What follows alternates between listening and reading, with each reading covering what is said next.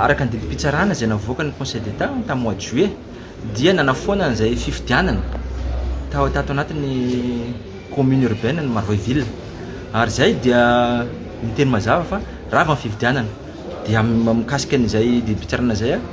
dia foana zany fifidianana dia tsisy maire zany amintsika miteny zao tsisy mitondra zany commune urbaine Marvaiville zany. Le fanafoanana ve ny aingana fa aminao manokana satria misy olona milaza hoe nisy olona mavambaoka ny nanafoana an'izy io satria hoe nakany amin'ny conseil d'état la izy. Ia, angamba raha olona mavambaoka tsy manana fahefana zay manafoana an'izay valim-pifidianana zay satria tsy zay ny asa olona mavambaoka fa ny adiny ireo adversaire roa toto zay mpifaninana tamin'ny filatsana be ny tanàna no napiakatra tany amin'ny conseil d'état ary rehefa namoaka ny conseil d'état dia foana ny fifidianana ato anatin'ny commune urbaine Marvaiville. Dia tiako marina fa satria maro ny resaka hoe solombavam-bahoaka ny ambadika an'io tsisy fahefana solombavam-bahoaka ny anafoana zay fifidianana zay ary ny zavatra hijoron'ny solombavam-bahoaka dia tany-tandalana Madagasikara aoka lalàna no ampiarina misy ny didim-pitsarana dia zay no ampiarintsika misy koa ny contraire an'izay na misy koa ny anakilany hoe aiza ny didim-pitsarana miteny koa hoe petraka eo ny be ny tanàna zay lany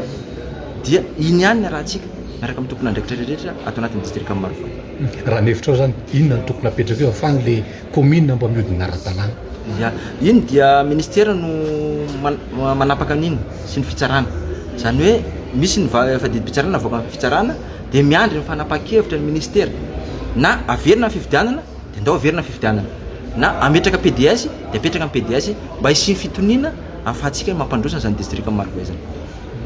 Inona le famorim-bahoaka nataon'ny olom-bitsy tao atoerana? Ya, misy olom-bitsy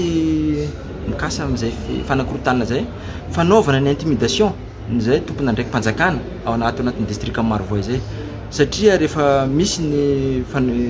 fatongavana zay chef district vaovao zay nandraindraikitra io chef district io ary eo indrindra misy no fihetsiketsehana zay ataon'ny olom-bitsy ny tsy manaiky zay hoe didim-pitsarana navaoaka amin'ny conseil d'état zay ka zay mbola averinako ihany hoe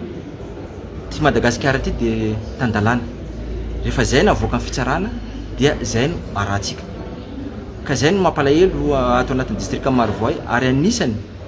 manakana fampandrosoana misy andin'ny olom-bitsy manakorotana saim-bahoaka zany hoe miteny hoe fanasoketana ary hoe solombavam-bahoaka ny afaran'io ary eto dia misintona sainy rehetrarehetra ny asa solombavam-bahoaka dia manara-maso ireo mpanatateraka manatanteraka an'izay asany sy lalàna mampiatra ny lalàna ato anatin'ny district Marvaiville zay.